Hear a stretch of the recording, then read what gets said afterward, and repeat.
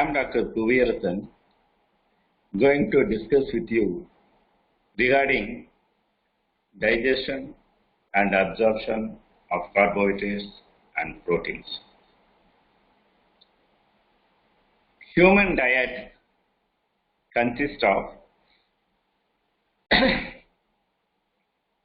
large and complex molecules like carbohydrates, proteins, and fats. Therefore, these molecules cannot be absorbed in intestine. Therefore, these large molecules should be converted into small and simple absorbable molecule. Then only these molecules can enter into the epithelial cell and crossing the basal border, they can enter into the blood circulation.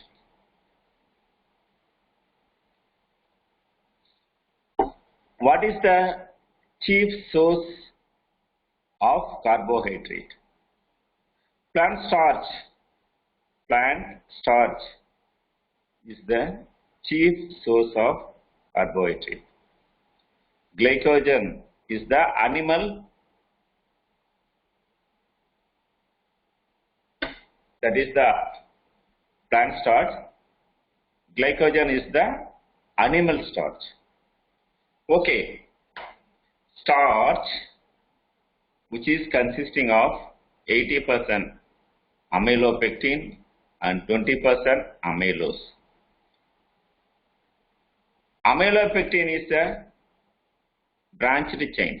Amylopectin has branched chains, whereas amylose is a linear chain.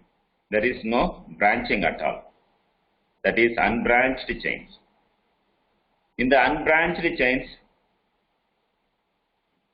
only one bond, one linkage, that is 1,4 alpha glycosidic linkage. The 1,6 alpha glycosidic linkage presents at the branching point. This is glucose, this one is galactose, this is the fructose. What is the molecular formula for these three monosaccharides? C6H12O6. But the spatial arrangement of atoms are changed. Maltose, this is an example for disaccharides. What is the bond between these two?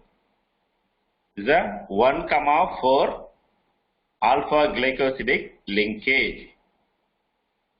The numbering for the carbon starts from here. This is 1, 2, 3, 4, 5. This carbon is the sixth one. Like that, numbering starts from here. 1, 2, carbon 2, carbon 3, the fourth carbon. Therefore, the bond between the two glucose molecules is 1,4. This is a 1, this is a fourth position, carbon. So 1,4 alpha glycosidic linkage. And where is the 1,6 glycosidic linkage? So this is molecule, glucose, so another glucose. If it is linear one means we will be having one more glucose here and so on. This is a linear chain. Already we have seen in the linear chain we have 1,4 alpha glycosidic linkage. It's clear. This is a branching. This is a point at which we have the branching. At the branching only we have the 1,6 alpha glycosidic linkage. This is the 1, 2, 3, 4, 5. This is the 6th carbon. This is the 1st carbon. Therefore, this linkage is between 1 and 6th carbon. Therefore, 1,6 alpha glycosidic linkage at the branching. Why we are seeing the linkage? Digestion means this bond should be broken, should be hydrolyzed. That's why we are seeing the bond. The enzyme which is acting or which is digesting the carbohydrate will break the bond by hydrolysis. These are the digestive enzymes. Salivary amylase present in the saliva, pepsin, the stomach, trypsin, chymotrypsin, elastase, carboxypeptidase A, carboxypeptidase B, pancreatic lipase, pancreatic esterase, pancreatic alpha amylase, ribonuclease, deoxyribonuclease, phospholipase A. These are the digestive enzymes present in the pancreatic secretion. Enterokinase, aminopeptidase, dipeptidase, maltase, lactase, sucrase, alpha limit dextrinase and nuclease. These are the digestive enzymes known as brush border enzymes. Di, tri and tetrapeptidases. These are the digestive enzymes present inside the intestinal epithelial cells, inside the cells, in the cytoplasm of the epithelial cells. Actually, the digestion of the carbohydrate starts from the mouth by the salivary amylase. Salivary amylase is breaking the 1,4 alpha glycosidic linkage. It attacks the 1,4 alpha glycosidic linkage, but it is not breaking the 1,6 alpha glycosidic linkage. This amylase, alpha amylase, salivary amylase, is acting about 20 to 30 minutes. But the food remains in the mouth for a short period. But it continues its action on the carbohydrate.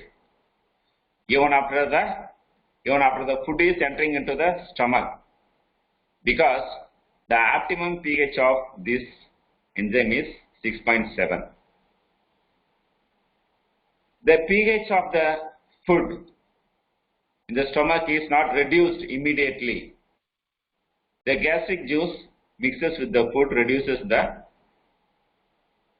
pH of the food less than 6.7 after some time, till the reduction of the pH of the food. Alpha amylase is acting on the carbohydrate and it cleaves the bond 1,4 alpha glycosidic linkage alone. What are the products? What is the digestive products of the alpha amylase? Maltose, oligopolysaccharides are the digestive products of the alpha amylase. After that, brush border enzymes are acting on the digestive products. Digestive products. Yes, the alpha limit dextrinase is acting on the alpha limit dextrins.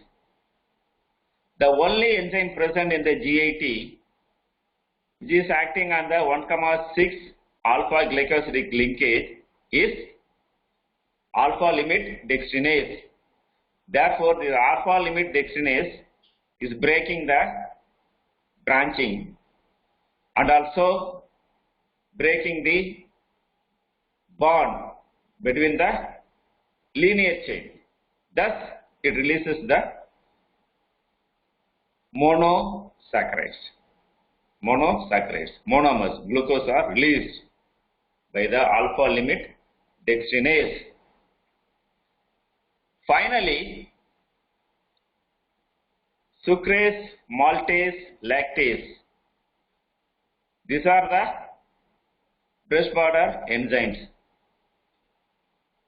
which are acting on the disaccharides. Maltase is acting on the maltose and releasing two monosaccharides, I mean glucose. And sucrase is acting on the sucrose that release fructose and glucose. Lactase is acting on the lactose that releases galactose and glucose. Thus, carbohydrates are digested and converted into small absorbable molecule like glucose, fructose and galactose.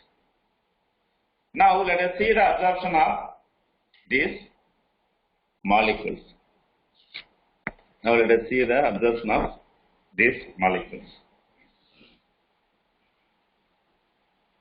Of these, the digested monomers are absorbed into the epithelial cell. Now let us see the absorption. Actually, at the luminal side,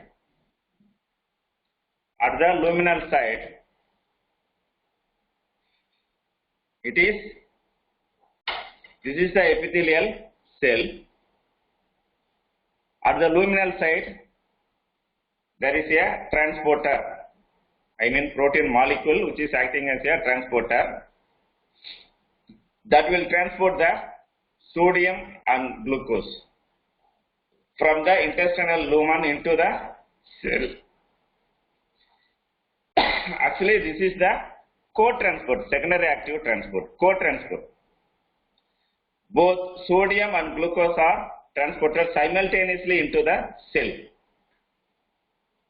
This is sodium dependent transporter. Sodium dependent glucose transporter, SGLT1.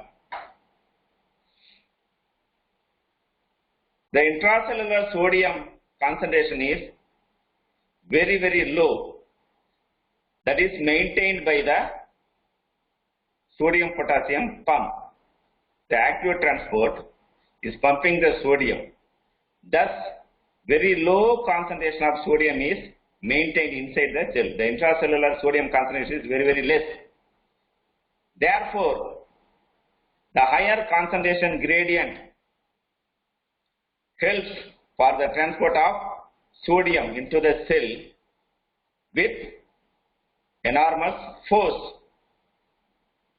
Therefore, this forceful flow of the sodium facilitates the transport of glucose from the intestinal lumen into the cell against the concentration gradient of the glucose. This is very, very important.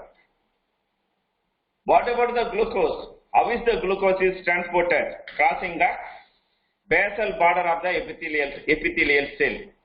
That is due to the facilitated diffusion by this glucose transporter or simple diffusion. After that, this is the glucose is, I mean the carbohydrate.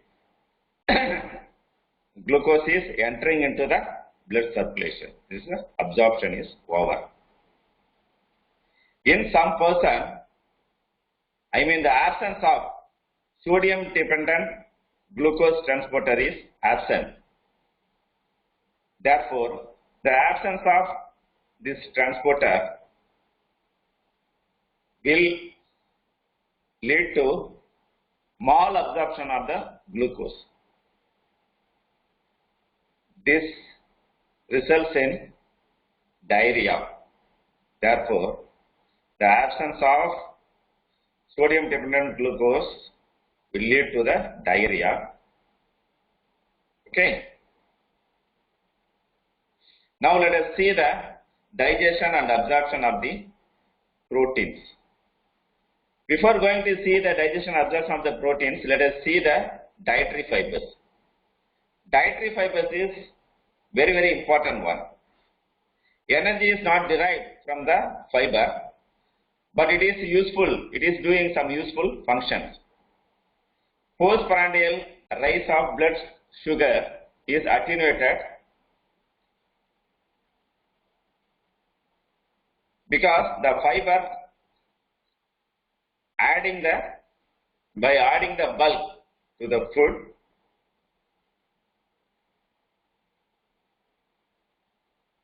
this reduces the gastric emptying. The fiber adding the bulk of food. Therefore, gastric emptying is reduced. It slows down the gastric emptying. Therefore, postprandial glucose sugar is low. And the second one is if the fiber content is increased in the diet, constipation does not occur. How is it possible? The fiber present in the diet will absorb the water molecule, and the feces is larger. Feces will be larger because water molecules are absorbed by the fiber. Therefore, large intestine is strongly contracted. Therefore, no constipation will occur.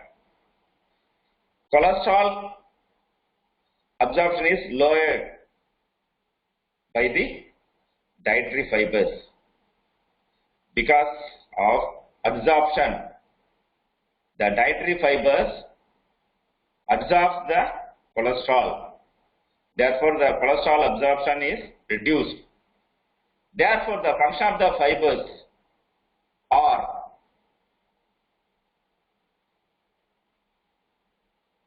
reduced incidence of diabetes mellitus, coronary artery disease, cancer of the colon. The rate of absorption of glucose is higher, after that galactose, and then fructose. The rate of absorption of mannose is very less. Now let us see the digestion and absorption of the proteins. Proteins are the chain of amino acids. The bond between two amino acids is the peptide bond.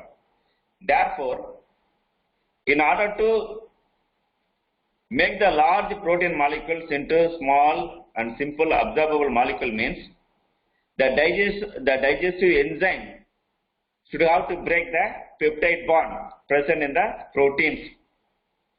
Sources of dietary proteins are meat, fish, eggs, cheese, and other milk products.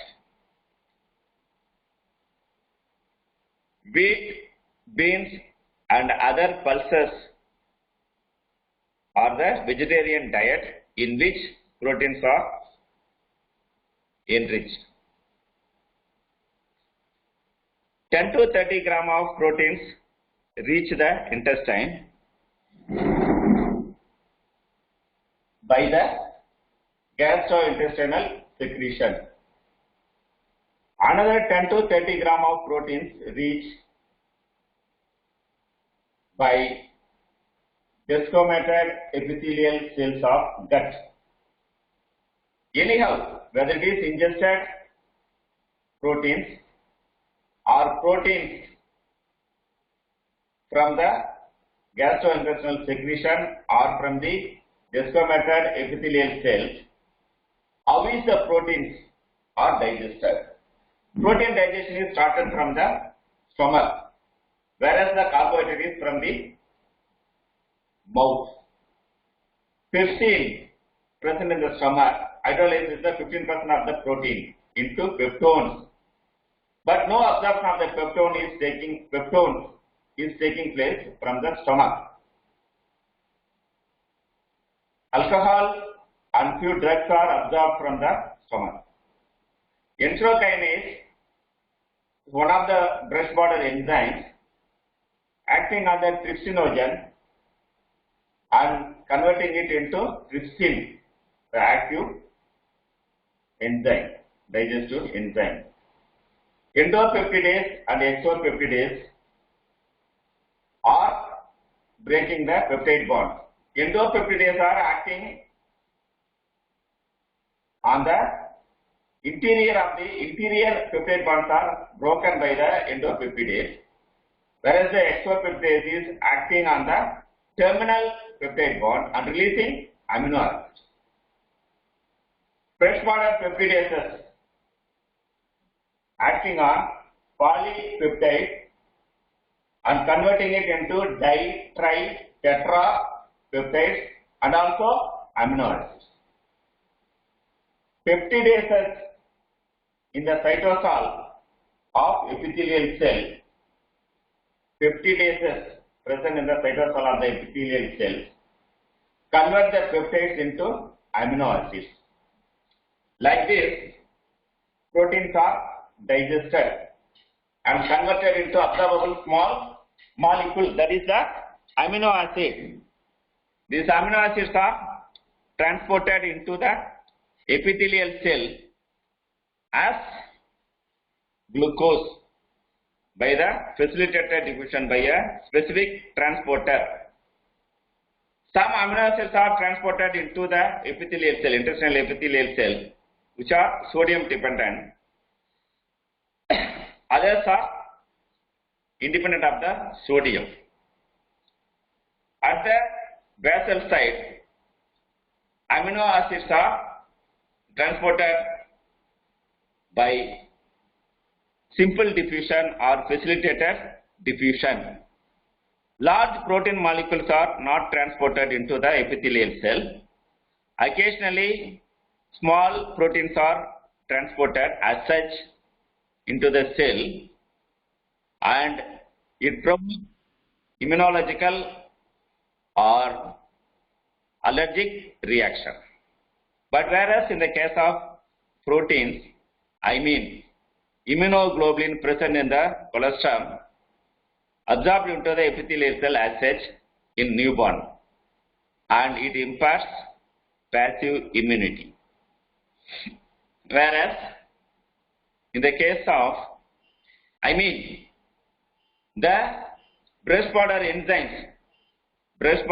enzymes are highly active above the jejunum, and its activity is reduced, rest of the intestine. So we have seen digestion and absorption of carbohydrates and proteins. The next class we can see the digestion and absorption of the lipids. For the digestion and absorption of carbohydrate takes less time compared to the proteins, whereas lipid, it takes highest time compared to the carbohydrates and proteins, that we can discuss in the next class. Thank you.